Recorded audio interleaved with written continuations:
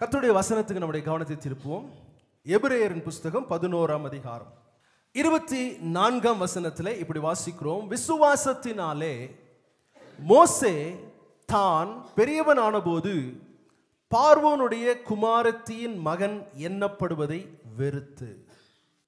இன்னைக்கு விசுவாசிகள் என்று அழைக்கப்படுகிற நம்முடைய வாழ்க்கையில இந்த விசுவாசம் என்னென்ன காரியங்களை நமக்குள்ளே செய்யும் அப்படிங்கிறதா இன்னைக்கு நாம தியானிக்க போகிறோம்.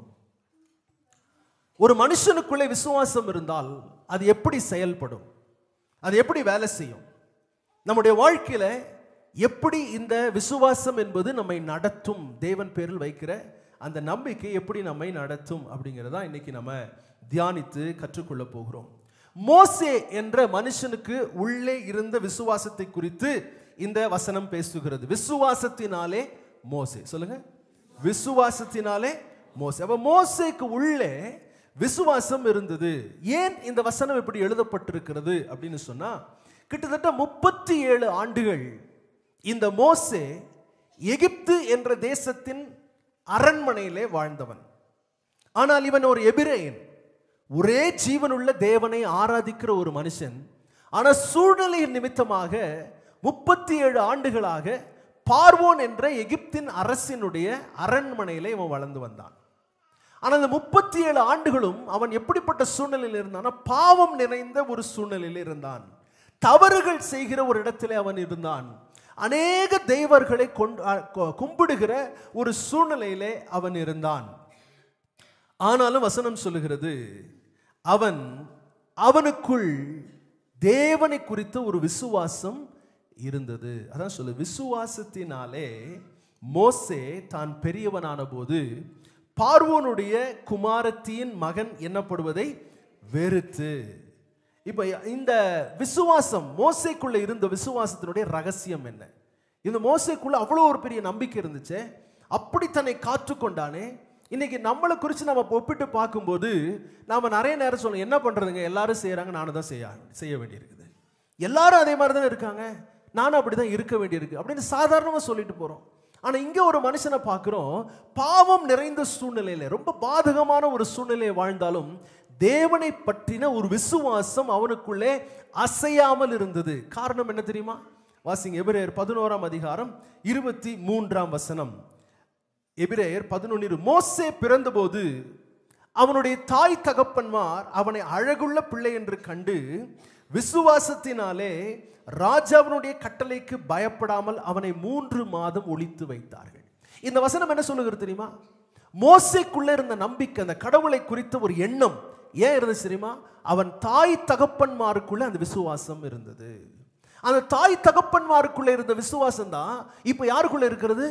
மோசேக்குள்ள இருக்கிறது. ஒன்று நினைவில் வச்சுக்கோங்க, நீங்க பெற்றோராக நாம் விசுவாசம் உள்ளவர்களாக இருந்தால் நிச்சயமாக அந்த விசுவாசம் யாருக்குள்ளேயும் போகும்? நம்முடைய பிள்ளைகளுக்குள்ளேயும் போகும். இன்னைக்கு நிறைய பெற்றோர் என்ன நினைக்கிறாங்க தெரியுமா? நான் தான் இப்படி ஆயிட்டேன், என் பிள்ளையாவது நல்லா இருக்கணும். தப்பு. நீங்க தான் உங்களுடைய பிள்ளைகளுக்கு ஒரு முன்மாதிரியா இருக்கணும். நீங்க தான் விசுவாசத்தை வெளிப்படுத்துறவங்களா இருக்கணும். பயங்கரமான ஒரு கொடுமையான காலத்துல தான் மோசே பிறந்தது. மோசே எப்படி பிறந்தார் தெரியுமா? அடிமையாக பிறந்தார். மோசே எப்படி பிறந்தார் தெரியுமா? மரணத்துக்கு ஏதுவானவராய் பிறந்தார். அவர் மோசே பிறந்த காலத்தில் கட்டளை என்ன தெரியுமா? ஆண் பிள்ளைகள் எல்லாம் நைல் நதியில போடப்பட வேண்டும். அப்படின்னா மரணத்துக்கு குறிக்கப்பட்டவராய் மோசே பிறந்தார் என்று வாசிக்கிறோம். மோசே எப்படி பிறந்தார் தெரியுமா?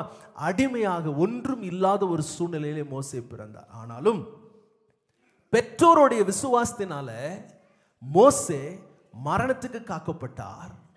மோசே அரண்மனையிலே வாழ்கிற ஒரு சூழ்நிலையை பெற்றுக்கொண்டார். இந்த வசனத்தில் நாம் புரிந்து கொள்கிறது என்ன தெரியுமா? நம்முடைய சூழ்நிலைகள் எவ்வளவு பாதகமாக இருந்தாலும் பெற்றோராகிய நமக்குள்ளே விசுவாசம் இருக்கும் என்றால் அந்த விசுவாசம் நம்முடைய பிள்ளைகளை வாழ வைக்கும். அல்லேலூயா. எனக்குள்ளே இருக்கிற விசுவாசம் என் பிள்ளைகளை வாழ வைக்கும். மோசேயை விட மோசமான ஒரு காலத்தில் யாரும் பிறக்கல. நாம் எல்லாம் சுயாதீனமான ஒரு தேசத்திலே நாம் பிறந்து வாழ்ந்து கொண்டிருக்கிறோம். மோசே அடிமையாக பிறந்தார். மோசே மரணத்துக்கு குறிக்கப்பட்டார். ஆனாலும் அவன் தாய் தகப்பனுக்குள்ளே இருந்த விசுவாசம். இன்னைக்கு பெற்றோர் நிறைய பேர் சொல்றாங்க, நான் தான் இப்படி ஆயிட்டேங்க, என் பிள்ளை நல்லா இருக்கணும்னு நினைக்கிறேன். நீங்க நல்லா இருக்கணும், நீங்க விசுவாசத்தில் இருக்கணும். அப்பதான் உங்களுடைய பிள்ளைகளை என்ன பண்ணுவாங்க? விசுவாசத்திலே நிலைத்திருப்பார்கள். ஆமென், ஹல்லேலூயா. நீ அப்பாவை பார்க்காதன்னு சொல்லுவாங்க நிறைய பெற்றோர். அப்பா அம்மா எங்களெல்லாம் பார்க்காதப்பா, நீ இப்படி இருக்கணும்ப்பா. அப்படி நடக்காது. அவங்க யாரை தான் பார்ப்பாங்க? நம்மளை தான் பார்ப்பாங்க. இன்னைக்கு நம்ம சொல்லணும், ஆண்டவரே என்னுடைய கடமை ஒரு விசுவாசியாக ஜெபிக்கிறதிலே, விசுவாசத்தை காத்துக்கொள்ளுகிறதை நான் செய்ய வேண்டும்.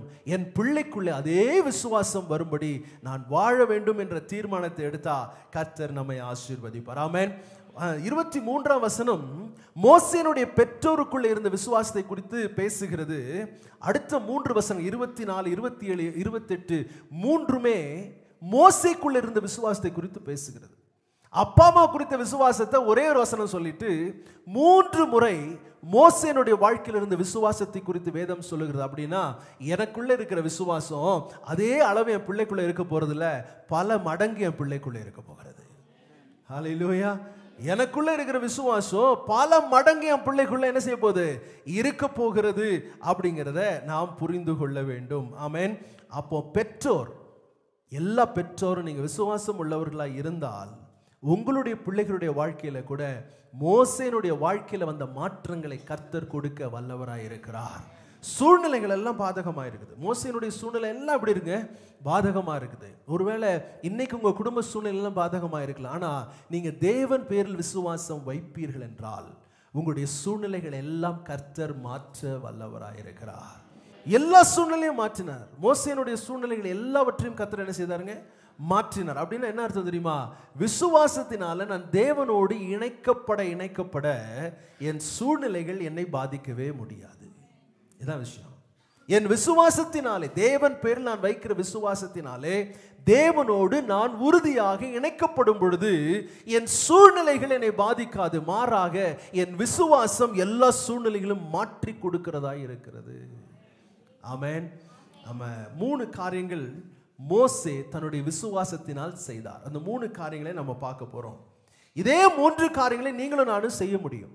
இது மோசே எப்போ ஒரு காலத்தில் வாழ்ந்த ஒரு மனுஷங்க. அவரை பற்றி நான் ஏன் படிக்க வேண்டும் என்று நம்ம ஒருவேளை நினைக்கலாம். ஆனா அன்றைக்கு மோசேக்கு கர்த்தர் செய்த காரியத்தை இன்றைக்கு நமக்கு செய்ய என்னவா இருக்கிறாரு?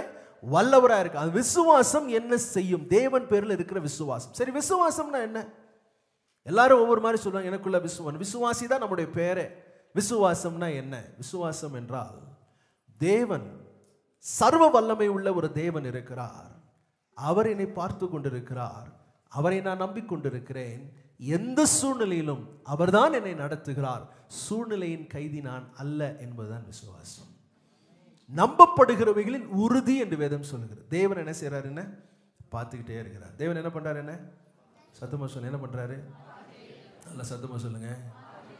ஆமா, சில பேருக்கு அந்த மறந்து போயிருது. தேவன் பார்க்கிறார் அப்படிங்கிறது நமக்கு மறந்து போயிருது. இப்போ மோசே செய்த 3 காரியங்களை வாசிக்கலாம். எபிரேயர் 11ஆம் அதிகாரம் 24ஆம் வசனம். எபிரேயர் 11:20. விசுவாசத்தினாலே மோசே தான் பெரியவனான போது பார்வோனுடைய குமாரத்தின் மகன் எண்ணப்படுவதை வெறுத்து. முதலாவது காரியம் விசுவாசத்தினாலே மோசே செய்த காரியம் என்ன அப்படிங்கிறத பார்த்தா, மோசேக்கு ஒரு அடையாளம் இருந்தது. என்ன அடையாளம் தெரியுமா? எகிப்தின் இளவரசன் என்ற அடையாளம் அவனுக்கு இருந்துச்சு. அவன் எகிப்தின் இளவரசன். அப்படின்னா எகிப்து பார்வோன், எகிப்தை ஆளுகை செய்த பார்வோன் என்ற ராஜாவினுடைய மகளுடைய மகன் என்ற ஒரு அடையாளம் அவனுக்கு இருந்துச்சு. அதிகாரம் இருந்தது, சில ஸ்லாக்கியங்கள் இருந்தது. ஒரு பெரிய மனிதனாக அவர் நினைக்கப்பட்டார். ஆனா மோசே என்ன சொன்னார் தெரியுமா? இந்த அடையாளம் எனக்கு தேவையில்லை. மோசே என்ன சொன்னார்? இந்த அடையாளம் எனக்கு தேவையில்லை. ஏன்னா ஒரு பெரிய மனுஷனா எல்லாம் மதிக்கிறது எனக்கு தேவையில்லை. எனக்கு என்ன முக்கியம் தெரியுமா? ஒரே ஒரு தேவன், அந்த தேவனோடு இருக்கிற உறவு தான் எனக்கு ரொம்ப முக்கியம்னு தீர்மானம் பண்ணாரு. இன்னைக்கு நம்ம உலகத்துல என்ன எதிர்பார்க்குறாங்க தெரியுமா? நம்மளை பெரிய ஆளாக ஆயிடணும். நிறைய வாலிப பிள்ளைகளுக்கு ஒரு ஆசை என்னன்னா, பெரிய ஆளாயிடணும், நான் அப்படி ஆயிடணும், இப்படி ஆயிரும். சின்ன பிள்ளைகளை கேட்டு போறேன், என்ன அப்படின்னா கலெக்டர் ஆக போறேன் அப்படின்னு. இன்னொரு கொஞ்சம் வளர்ந்த பிறகு சொல்லுங்க எஸ்பி ஆக போறேன். இன்னும் கொஞ்சம் வளர்ந்துச்சுன்னா சொல்லுவோம் பைலட் ஆக போறேன். மாறிக்கிட்டே இருக்கும் பாருங்க. எப்படியோ ஒரு காரியத்துல பெரிய ஆளா என்ன செய்யணும்? ஆகணுன்ற ஒரு ஆசை. ஆனா அந்த பிள்ளைகளுக்கு நாம் கற்றுக் கொடுக்க வேண்டிய என்ன காரியம் என்ன தெரியுமா? தேவனோடு உன்னுடைய உறவு சரியா இருந்தால் உன்னை குறித்து தேவன் வைத்திருக்கிற திட்டத்தை தேவன் நிறைவேற்றுவார். அவரோடு இருக்கிற ஒரு, அதான் விசுவாசம். அதான் விசுவாசம். நீ நினைக்காத நான் அப்படி பண்ணிடுவேன், இப்படி பண்ணிடுவேன். நிறைய பிள்ளைகளுடைய லைஃப்ல பார்த்தீங்கன்னா அவங்களுடைய பெரிய பெரிய திட்டங்கள், பெரிய பெரிய யோசனைகள் இருக்கும். ஆனால் எல்லாம் கனவுலேயே இருந்துட்டு போயிடும். கடைசி வரைக்கும் அது என்னவா தான் இருக்கும்? அவங்களுடைய கனவு நினைவே ஆகாது. இன்னைக்கு ஆண்டவரோட சொல்ல, ஆண்டவரே என்னை குறித்து நீர் வைத்திருக்கிற திட்டத்தை நான் அறியவும் அது என் வாழ்க்கையில் நிறைவேறவும் நான் ஜெபிக்கிறேன். அப்போ என்னுடைய வாழ்க்கையில் எது ரொம்ப முக்கியம் தெரியுமா? அவரோடு கூட இருக்கிற அந்த அந்த இணைப்பு அப்படிங்கிறது தான் ரொம்ப ரொம்ப முக்கியமான ஒன்றாக இருக்கிறது. மோசேனுடைய வாழ்க்கையில் வேதத்தில் நம்ம வாசிக்கிறோம். அவர் சொல்றாரு, எனக்கு இந்த அடையாளம் வேணாம், பார்வோனின் மகன் என்ற அடையாளம் எனக்கு வேணாம், ஐயோ பெரியாள் அப்படிங்கிற அடையாளம் எனக்கு வேணாம், எனக்கு ஒரே ஒரு அடையாளம் வேணும், நான் தேவனுடைய மகனாக இருக்கிறேன் என்ற அடையாளம் தான் எனக்கு ரொம்ப முக்கியம் அப்படின்னு அவர் ஒரு தீர்மானத்தை எடுக்கிறத நம்ம பார்க்குறோம். அல்லேலூயா. இன்னைக்கு நமக்கு எது ரொம்ப முக்கியமாக இருக்குது? எது ரொம்ப முக்கியமாக இருக்குது?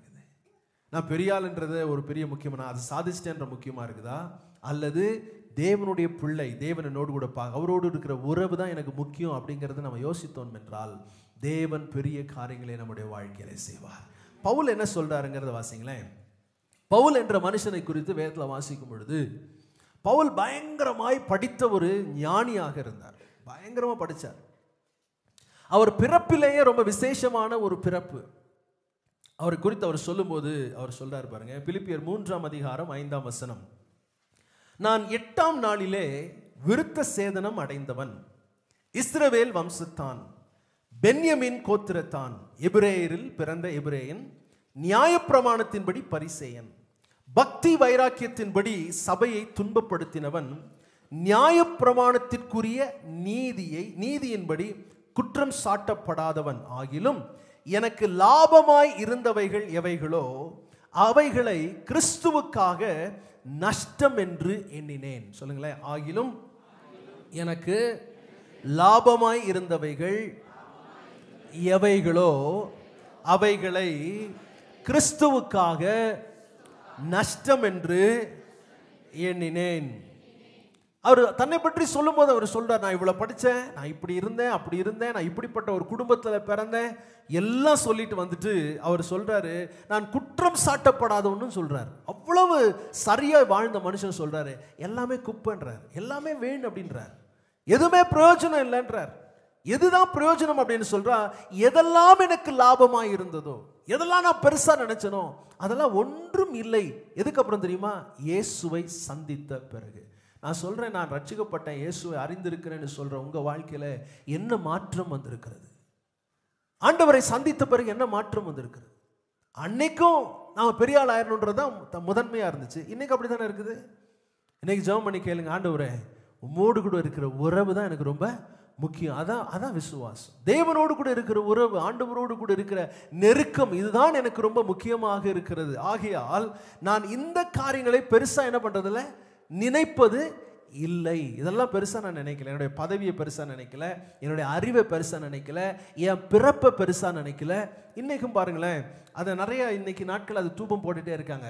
பிறந்த ஜாதியை குறித்த பெருமை, மதத்தை குறித்த பெருமை, பாஷை குறித்த பெருமை. நீங்க ஆண்டவரே சொல்லுங்க, எதுவுமே வேணாம் ஆண்டவரே, நீர் மாத்திரம் எனக்கு இருந்தால் போதும். பவுல் சொல்றாரு, எல்லாவற்றையும் எனக்கு எவைகளெல்லாம் லாபமா இருந்துச்சோ, எவைகளெல்லாம் லாபமாக இருந்ததோ அவைகள் எல்லாம் கிறிஸ்துவுக்காக எப்படி நினைக்கிறேன், நஷ்டம் என்று நினைக்கிறேன் அப்படின்னு அவர் சொல்றார். அப்போ விசுவாசத்தினுடைய முதலாவது வெளிப்பாடு என்ன அப்படின்னு சொன்னா, சரியாய் சிந்திக்க வைக்கும். அந்த வசனத்தை காட்டுறேன் பாருங்க. அது என்ன வசனம் என்ன சொல்லுது? நஷ்டம் என்று எண்ணினேன். என்ன போட்டிருக்குது அப்படின்னா என்ன அர்த்தம்? அவருடைய மனதில் இதெல்லாம் ஒன்றும் இல்லை அப்படின்னு தீர்மானம் பண்ணிட்டார். அதுதான் ரொம்ப முக்கியம். அப்போ விசுவாசம் நம்மை சரியாய் சிந்திக்க வைக்கும். விசுவாசம் நம்மளை என்ன செய்ய பண்ணும்? சொல்லுங்க. விசுவாசம் என்னை சரியாய் சிந்திக்க வைக்கும். சரியா சிந்திக்க வைக்கும், என்னை சரியா யோசிக்க வைக்கும். ஏன்னா தேவன் தான் பெரியவர், அவரோடு கூட நான் இணைக்கப்பட்டவனாக இருக்கிறேன். ஆகையால் நான் சரியா யோசிப்பேன், சரியா சிந்திப்பேன். வசனம் என்ன சொல்லுகிறது? உன் தகப்பனையும் உன் தாயையும் நீ என்ன செய்யணுமா? கனம் பண்ணுவாயா. தகப்பனையும் தாயையும் கனம் பண்ணுவாயாகன்னு என்ன தெரியுமா? அது நம்முடைய சிந்தையில் நம்முடைய பெற்றோரை எவ்வளோ மதிக்கிறோம் அப்படிங்கிறது தான் அதுக்கு அர்த்தம். நீங்கள் கீழ்ப்படியலாம், அவங்க பெற்றோரை கீழ்ப்படியலாம், ஏன்னா அவங்க திட்டிகிட்டே இருக்கிறாங்க அப்படிங்கிறதுக்காக நீங்கள் கீழ்ப்படியலாம். ஆனால் கீழ்ப்படியும் போது கூட முழு மனசாக கீழ்ப்படியாமல் நான் என்ன செய்யலாம் தெரியுமா? ஆமாங்க, உங்கள் மனசில் அவங்கள பற்றி ரொம்ப லேசாக நினைக்கலாம், அது பிரயோஜனப்படாது. உங்களுடைய பெற்றோர் எப்படி நினைக்கணும்னா, கனம் பண்ணுகிறவர்களாய், அவங்க கனத்துக்குரியவர்களாய் அவர்களை பார்க்கணும். அதுதான் நம்முடைய சிந்தை மாற வேண்டும். விசுவாசத்தின்படி என்னுடைய சிந்தை என்ன பண்ணணும்? மாறணும். சொல்லுங்களேன், என்னுடைய சிந்தை மாற வேண்டும். தேவனுக்கு ஏற்றபடி என் சிந்தை என்ன பண்ணணும்? மாறணும். அப்போ அவரு மோசே சொல்றாரு, விசுவாசத்தினாலே மோசே தான் பெரியவனான போது பார்வோனுடைய குமாரத்தின் மகன் எண்ணப்படுவதை வெறுத்து, அவர் என்ன பண்றாரு? அந்த ஸ்தானத்தை வெறுக்கிறார். வேண்டாப்பா, இப்படி ஒரு நிலைமை வேண்டாம். நான் எவ்வளவு பெரிய ஆளா இருந்தாலும் தேவனோடு எனக்கு உறவு இல்லைன்னா இது எல்லாமே வீண் அப்படிங்கிறத தன்னுடைய சிந்தனையில ஆழமாய் பதித்து கொண்டார். இன்னைக்கு நம்முடைய சிந்தனையில் என்ன இருக்கணும் தெரியுமா? எப்படி இருந்தாலும் சரி, என் தேவனுக்கு நான் பிரியமாய் வாழணும். அவரை தான் நான் பெருசா நினைக்கணும். என் சிந்தனையில் அவரை தான் பெருசா நினைக்கணும். எப்பவுமே அவரை நான் யோசித்து கொண்டே இருக்கணும். ஏன் அப்படின்னு சொன்னா, அவர் என் சிந்தையும் அறிகிறார். நிறைய நேரங்களில் நம்முடைய சிந்தனையில் நமக்கு சரியா என்ன செய்யறது இல்லை, கட்டுப்படுத்துறதே இல்லை. தாறுமாறா சிந்தனை போகுது. இன்னைக்கு தீர்மானம் பண்ணுங்க, ஆண்டவரே என்னுடைய சிந்தையை சரிபடுத்த விரும்புகிறேன், நான் சரியா யோசிக்க விரும்புகிறேன். அது முதலாவது காரியம். ரெண்டாவது என்னன்னா, எபிரேயர் 11ஆம் அதிகாரம் 25ஆம் வசனத்தில் இப்படி வாசிக்கிறோம், அநித்தியமான பாவ சந்தோஷங்களை அனுபவிப்பதை பார்க்கிலும் தேவனுடைய ஜனங்களோட துன்பத்தை அனுபவிப்பதையே தெரிந்து கொண்டு. இப்ப முதலாவது விசுவாசத்தினால என்ன பண்ணாருங்க மோசே? பார்வோனுடைய குமாரன் என்று சொல்லப்படுவதை வெறுத்தார். சிந்தனையே ஒரு மாற்றம் வந்தது. இப்ப அடுத்து சொல்றாரு, அநித்தியமான பாவ சந்தோஷங்களை அனுபவிப்பதை பார்க்கிலும் தேவனுடைய ஜனங்களோட துன்பத்தை அனுபவிப்பதையே தெரிந்து கொண்டு. பாவ சந்தோஷம், இந்த வசனத்துல ஒண்ணு சொல்ல பாருங்க. இங்க உள்ள வார்த்தை என்ன சொல்லுங்கன்னா, பாவ சந்தோஷம். பாவத்தை செய்யும் பொழுது ஒரு சந்தோஷம் வருகிறது. மனுஷன் ஒரு குடிக்கிறாருன்னு வைங்களேன், முதல்ல கொஞ்சம் குடிக்கும் போது கொஞ்சம் அந்த ஒரு சந்தோஷத்துக்காக என்ன செய்யறாரு, அவரு குடிக்கிறார். ஆனால அந்த அளவு அவருக்கு மறுத்து போயிடுது. அதுக்கு அடுத்த நாள் இன்னும் கொஞ்சம் ஜாஸ்தி குடிக்கிறார். அப்படியே கடைசியில் என்ன ஆயிடுறாரு, பயங்கரமான ஒரு குடிகாரராய் மாறி விடுகிறார். ஆனா அந்த பாவ சந்தோஷம் அநித்தியமானது, கொஞ்சம் தான் இருக்குது அப்படின்னு சொல்றாரு. எவ்வளவுதான் அது சந்தோஷத்தை கொடுத்தாலும் அந்த சந்தோஷம் நித்தியமான சந்தோஷம் கிடையாது அப்படிங்கிறத அவர் சொல்றாரு. இவைகள் நிலைக்காது, ஆகையால் தான் இது அநித்தியமான சந்தோஷம். ஆமென், அல்லேலூயா. ஆகையால் இவர் என்ன செய்யறாராம், தேவனுடைய ஜனங்களோட துன்பத்தை அனுபவிப்பதை தெரிந்து கொண்டு இங்கே ஒரு தெரிவு செய்கிறார். ஒன்று ஞாபகம் வச்சுக்கணும், நம்முடைய வாழ்க்கையில அனுதினமும் சில தெரிவுகளை செய்து கொண்டே இருக்கிறோம். சாய்ஸ் அப்படின்னு சொல்றோம்ல. இன்னைக்கு தீர்மானம் பண்ணீங்க, இன்னைக்கு காலையில 8 மணி ஆராதனைக்கு வரணும், தீர்மானம் பண்ணி உட்கார்ந்துருக்கிறீங்க. இது ஏற்கனவே நீங்க தீர்மானம் பண்ணி இன்னைக்கு செயல்படுத்தினது ஒன்று. நேற்றே ஒரு சிலர் என்ன பண்ணியிருப்பாங்க, என்ன ட்ரெஸ் போடணும் கூட எடுத்து என்ன செஞ்சிருப்பாங்க, வச்சு ஆயத்தப்படுத்தி இருப்பாங்க.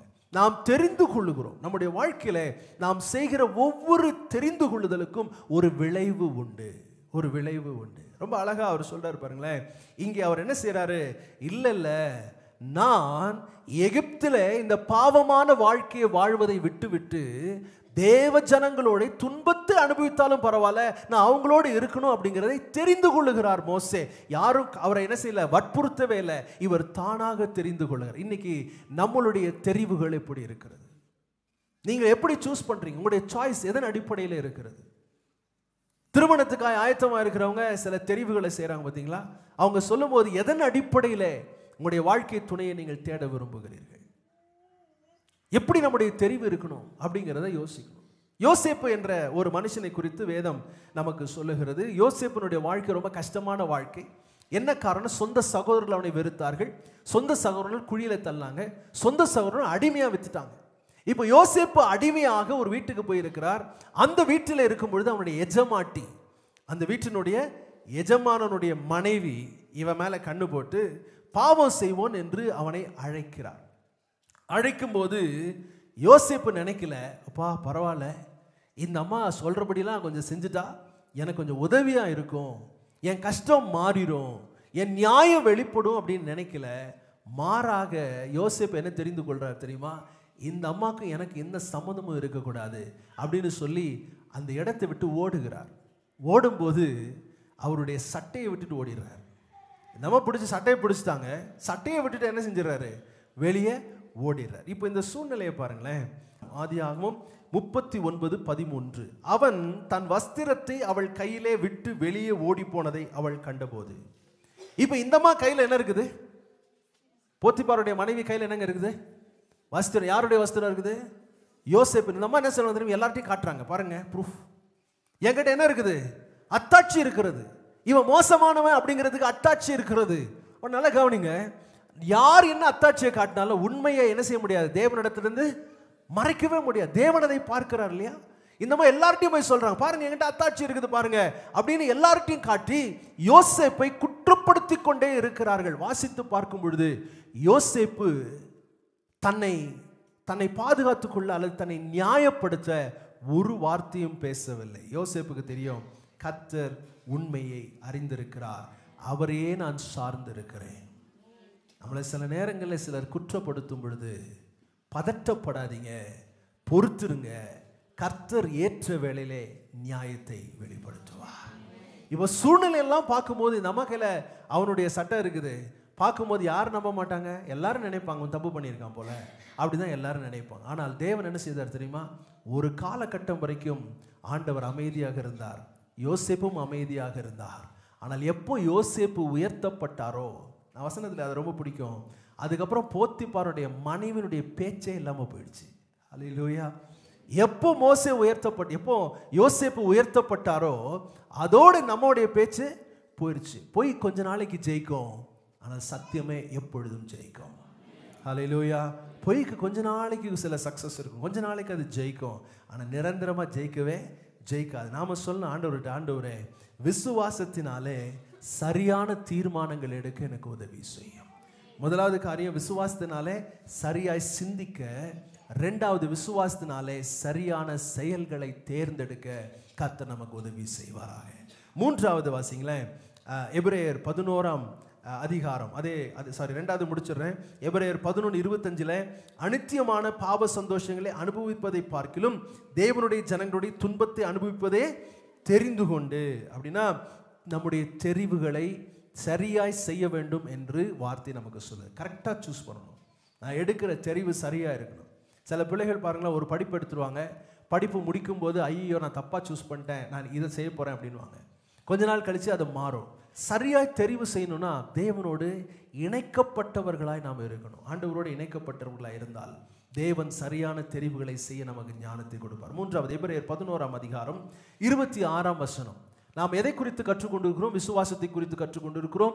விசுவாசம் என்ன செய்கிறது? சரியாய் சிந்திக்க உதவி செய்கிறது, சரியாய் தெரிவு செய்ய என்ன செய்கிறது? உதவி செய்கிறது. மூன்றாவது, இனி வரும் பலன் மேல் நோக்கமாயிருந்து எகிப்தில் உள்ள பொக்கிஷங்களிலும் கிறிஸ்துவின் நிமித்தம் வரும் நிந்தையை அதிக பாக்கியம் என்று எண்ணினான். ஒன்று நல்லா ஞாபகம் வச்சுக்கோங்க, நாம் எடுக்கிற எந்த தீர்மானத்திற்கும் ஒரு பலன் உண்டு. ஒரு மனுஷன் குடிச்சுக்கிட்டே இருந்தால் அதுக்கு ஒரு பலன் உண்டு. என்ன பலன் உண்டு? என்ன போயிடும்? லிவர் போயிடும். கரெக்டு தானே? ஒரு ஆள் சிகரெட் பிடிச்சிக்கிட்டே இருந்தால் அதுக்கு ஒரு பலன் உண்டு. என்ன பலன் உண்டு? லங்ஸ் போயிடும். அப்போ ஒவ்வொன்றுக்கு ஒரு பலன் உண்டு. ஆனால் விசுவாசிக்கிறவனுக்கு தேவன் ஒரு பலத்தை கொடுக்கிறார். அதான் சொல்றாரு, மோசே இனி வரும் பலத்து, அது அப்படிதானே போட்டிருக்கு, வாசிங்க. இனி வரும் பலன் மேல் நோக்கமாயிருந்து எகிப்தில் உள்ள பொக்கிஷங்களிலும் கிறிஸ்துவின் நிமித்தம் வருகிற நிந்தையை அதிக பாக்கியம் என்று எண்ணினான். முதல் காரியம், விசுவாசம் நம்மை சரியாய் சிந்திக்க வைக்கும். விசுவாசம் சரியான தெரிந்தெடுப்புதலை செய்ய உதவி செய்யும். மூன்றாவது, விசுவாசத்துக்கு ஒரு பலன் உண்டு. இன்னைக்கு ஒருவேளை அதனுடைய பலன் நம்ம பார்க்காம இருக்கலாம். பாருங்க, இதே பிற்போக்கான ஒரு நெகட்டிவ் உதாரணத்தை நான் சொல்றேன். சிகரெட் படிக்கும் போது அவங்களுக்கு தெரியாது, என்னதான் அந்த அட்டையில் என்ன போட்டிருப்பாங்க, அந்த நுரையீரல்லாம் ஓட்டையா இருக்கிற படத்தை போட்டாலும் அவங்க என்ன செய்வாங்க, அது வேற யாருக்கோ எனக்கு வராதுன்னு நினைச்சு தான் அவங்க என்ன செஞ்சுட்டே இருப்பாங்க, அந்த பாவ பழக்கத்தில் இருந்துக்கிட்டே இருப்பாங்க. ஆனால் அதுக்கான பலன் என்ன தெரியுமா? ஒரு நாள் வரும்பொழுது மருத்துவத்தில் போகும்போது ஃபுல்லாக போயிடுச்சுங்க. ஏன்னா உள்ளே போகிறது வெளியவே தெரியாது, உள்ளே வருகிற பாதிப்பு வெளியவே தெரியாது. ஆனால் அதே மாதிரி தான் விசுவாசம், தேவன் பேரில் நீங்கள் வைக்கிற விசுவாசத்துக்கு ஒரு பலன் உண்டு. இன்னைக்கு அது தெரியாது, இன்னைக்கு அது ஒன்றுமில்லாதது போல இருக்கும். ஆனால் ஒரு நாள் பார்க்கும் பொழுது நம்முடைய விசுவாசத்தின் பலனை நம்மால் பார்க்க முடியும். ஹல்லேலூயா! எவ்வளோ பெரிய விஷயம் நினைக்கிறீங்க? மோசேனுடைய தாய் மோசேனுடைய வாழ்க்கையில் 3 வருஷம் அவனுக்குள்ளே அந்த விசுவாசத்தை ஊட்டி ஊட்டி வளர்த்தார்கள். 40 வருஷம் கழிச்சு அதனுடைய பலனை, 80 வருஷம் கழிச்சு அதனுடைய பலனை அவனுடைய தாய் தகப்பன்மார் பார்க்கும்படி கர்த்தர் கிருபை செய்தார். இன்னைக்கு தீர்மானம் பண்ணுங்க, ஆண்டவரே நான் இனி எனக்கு ஒரு பலன் உண்டு, இந்த விசுவாசத்தின் நிமித்தமாக எனக்கு ஒரு பலன் உண்டு என்பதை நான் நம்பி அதன்படி செய்ய எனக்கு உதவி செய்யும். வேதத்தில் இன்னொரு பெண்ணை உதாரணமாக வைத்து நான் விளக்க விரும்புகிறேன். ரூத் இன் புஸ்தகம் 2ஆம் அதிகாரம் 12ஆம் வசனம். ரூத்தின் புஸ்தகம் 2ஆம் அதிகாரம் 12ஆம் வசனம். ரூத் என்ற பெண் மோவாபிய பெண். அப்படின்னா அந்த மோவாபிய கூட்டம் ஒரு பாவமான ஒரு கூட்டமாக இருந்தது. அவங்க ஆசீர்வதிக்கப்படுவதற்கு தேவ சமூகத்தில் வருவதற்கு வாய்ப்பு இல்லாத ஒரு சூழ்நிலை. ஆனால் அவனை குறித்து போவாஸ் சொல்லும்போது சொல்றார், உன் செய்கைக்கு தக்க பலனை கர்த்தர் உனக்கு கட்டளையிடுவாராக. இஸ்ரவேலின் தேவனாகிய கர்த்தருடைய செட்டைகளின் கீழ் அடைக்கலமாய் வந்த உனக்கு அவராலே நிறைவான பலன் கிடைப்பதாக. சொல்லுங்க, அவராலே உனக்கு நிறைவான பலன் கிடைப்பதாக. தேவன் என்ன கொடுக்கிறாரு? நமக்கு நிறைவான பலத்தை தேவன் நமக்கு என்ன செய்யறாரு? கொடுக்கிறார். அப்ப அது விசுவாசம் என்பது சாதாரணமான ஒரு விஷயம் கிடையாது. சரியாய் சிந்திக்க உதவி செய்கிறது, சரியாய் தீர்மானம் செய்ய உதவி செய்கிறது. மூன்றாவது, தேவன் நமக்கு அதற்குரிய பலனை நம்முடைய வாழ்க்கையில தருகிறார். இந்த சகோதரியினுடைய வாழ்க்கையில நடந்த ஒரு பெரிய மாற்றம் என்ன அப்படின்னு சொன்னா, இந்த ரூத் அவளுடைய எதிர்காலம் ஒண்ணுமே இல்லாத சூழ்நிலையை கர்த்தர் மாற்றினார். அவளுக்கு ஒரு திருமணத்தை செய்து வைத்தார். அவருக்கு ஒரு குழந்தை பாக்கியத்தை கர்த்தர் கொடுத்தார். இவளுடைய பெயர் இயேசுவினுடைய வம்ச வழியிலே வருவதற்கு ஒரு உயர்வான இடத்துல இந்த ரூத்தை கர்த்தர் வைத்தார். அப்படின்னு என்ன தெரியுமா? தகுதியற்றவர்களை தகுதிப்படுத்துகிறது தேவன் பேரில் நாம் வைக்கிற விசுவாசம். தகுதியற்றவர்கள், எனக்கு இது தகுதியே கிடையாது நம்ம நினைக்கிறோம் பார்த்தீங்களா? அதை பெற்றுக்கொள்வதற்கு நம்மை பலப்படுத்துகிறது தேவன் பேரில் நாம் வைக்கும் விசுவாசம். இன்னைக்கு ஒரு தீர்மானத்தை எடுங்களேன். ஆண்டவரே, என்னுடைய வாழ்க்கையில் நான் விசுவாசம் வைக்க விரும்புகிறேன். நீர் எவ்வளவு பெரியவர் என்பதை நான் உணர்ந்து உமோடு கூட நான் இணைந்து வாழ விரும்புகிறேன் அப்படின்னு நீங்கள் தீர்மானம் பண்ணீங்கன்னா கர்த்தர் பெரிய காரியங்களை செய்வார். மோசேனுடைய வாழ்க்கையில் வந்த விளைவு என்ன தெரியுமா? அவனுடைய விசுவாசத்தின் விளைவு. மோசே ஒருவேளை நான் எகிப்திலே ராஜாவா இருக்கிறேன்னு நினைச்சிருந்தா கண்டிப்பா செங்கடலிலே அவனும் அழிந்து போயிருப்பான். எனக்கு அது யோசிச்சிருக்கிறீங்களா? அவன் கண்டிப்பாக செங்கடலிலே எகிப்தியர்கள் எல்லாம் அழியும் போது இவனும் அழிந்திருப்பான். ஆனால் கர்த்தர் இவனுடைய விசுவாசத்தை கனம் பண்ணி இவனை காத்து இவனுடைய பெரிய தலைவனாய் மாற்றி அநேகருக்கு ஒரு ஆசீர்வாதமாய் மோசேயை வைத்தார். இந்த மோசே என்ற ஒரு மனுஷனுடைய விசுவாசத்தின் இன்னொரு பலனை சொல்றேன் பாருங்களேன். வேத புத்தகத்தில் எல்லா பரிசுத்தவான்களும் மரித்தார்கள், அடக்கம் பண்ணப்பட்டார்கள். ஆனால் மோசேயை மட்டும் கர்த்தர் அடக்கம் பண்ணினாராம். ரொம்ப அழக வசனம் சொல்லுது. மோசேயை மட்டும் யார் அடக்கம் பண்ணா? எவ்வளோ பெரிய ஸ்லாக்கியம் யோசித்து பாருங்க. அப்போ நாம் தேவன் பேரில் வைக்கிற விசுவாசம் வீண் போகவே போகாது. நம்முடைய வாழ்க்கையை மாற்றக்கூடிய ஒரு வல்லமை, ஒரு பலன் இதில் இருக்கு, நம்முடைய விசுவாசத்தில் இருக்கு. முதல் அனுபவம் மோசேக்கு எப்படி இருந்துச்சுன்னா, தம் மாம்சீகமாக முயற்சி செய்கிறான். இல்லை, ஒரே ஒரு மனுஷனை அடித்து அவனை கொன்னுட்டு மோசே என்ன பண்ணுறாரு? அந்த இடத்த விட்டு ஓடி போயிடுறாரு. விசுவாசம் இருந்தாலும் அவனுக்குள்ளே இருந்த விசுவாசம் ஒரு குழந்தைத்தனமான விசுவாசம். ராஜ்யத்துக்குள்ளே வரும்போது நம்ம எப்படி பிறக்கிறோம்? குழந்தையாக பிறக்கிறோம். அதனால தான் நிறைய பேர் என்ன செய்யறது தெரியுமா? அந்த குழந்தைத்தனமான விசுவாசத்தில் ஆண்டவர் தண்ணி மேலே நடந்தார், நானும் தண்ணி மேலே நடக்கிறேன்னு ஏரியில் போய் மூழ்கிறது. புரியுது? குழந்தைத்தனமான விசுவாசம். ஆனால் அடுத்து 40 ஆண்டுகள் கழித்து ஒரு காரியம் நடக்கிறது. மோசே தன்னுடைய மாமனாருடைய ஆடுகளை மேய்த்து கொண்டிருக்கிறார். எத்தனை வருஷம் மேய்ச்சா தெரியுமா? 40 வருஷம் மேய்ச்சார். 40 வருஷம் மேய்த்த பிறகு தேவன் அவருக்கு வெளிப்பட்டு இப்போ மோசேட்ட சொல்றாரு, நீ இஸ்ரவேல் புத்திரராகிய என் ஜனத்தை எகிப்திலிருந்து அழைத்து வரும்படி நான் உன்னை பார்வோனிடத்துக்கு அனுப்புவேன்னு சொன்ன உடனே இவன் சொல்றான், நான் ஏமாத்துறேன் ஆண்டவரே. இப்போ புருஷன் ஆயிட்டாரு. இப்போ யோசிக்கிற ஒரு தெளிவு அவருக்கு வந்துருச்சு. ஆண்டவரே, என் தகுதி அற்றவன் என்று அவன் சொல்லுகிறான். எப்போ நாம தகுதி அற்றவன் என்று சொல்லுகிறோமோ, என்று புரிந்து கொள்கிறோமோ, அன்றைக்கு தான் தேவன் தம்முடைய பணிக்கு நம்மை தகுதிப்படுத்துகிறார். ஹல்லேலூயா. கண்களை மூடுவோம் ஆண்டவருடைய சமூகத்தில். ஆண்டவரே, நாங்கள் ஒவ்வொருவரும் விசுவாசம் உள்ளவர்களாய் இருக்க கர்த்தர் கிருபை செய்யும். எங்களுடைய வாழ்க்கையில வர வேண்டிய மாற்றங்கள் எல்லாவற்றையும் கர்த்தர் கொண்டு வர வல்லவராய் இருக்கிறதற்காக உமக்கு ஸ்தோத்திரம். விசுவாசத்தினால் சரியாய் சிந்திக்க, விசுவாசத்தினால் சரியாய் தெரிந்தெடுப்பு செய்ய, விசுவாசத்துக்கு ஒரு பலன் உண்டு என்று விசுவாசித்து நாங்கள் நடக்க கர்த்தர்களுக்கு உதவி செய்வீராக. உடைய கரங்களில் எங்களை ஒப்பு கொடுக்கிறோம், ஆசீர்வதியும். இந்த வாரத்தில் தானே உடைய பிள்ளைகளுடைய வாழ்க்கையில சூழ்நிலைகளில் ஒரு மாற்றம் உண்டாகட்டும். உடைய விசுவாசத்தினால் ஜெயிக்க கர்த்தர் கிருபை தருவீராக. இயேசுவின் நாமத்தில் கேட்கிறோம் ஜீவனுள்ள நல்ல பிதாவே, ஆமென். நம்முடைய கர்த்தராகிய இயேசு கிறிஸ்துவினுடைய கிருபையும் பிதாவாகிய தேவனுடைய அன்பும் பரிசுத்த ஆவியானுடைய ஐக்கியமும் நம் அனைவரோடும் இன்றும் என்றும் சதா காலங்களிலும் இருப்பதாக.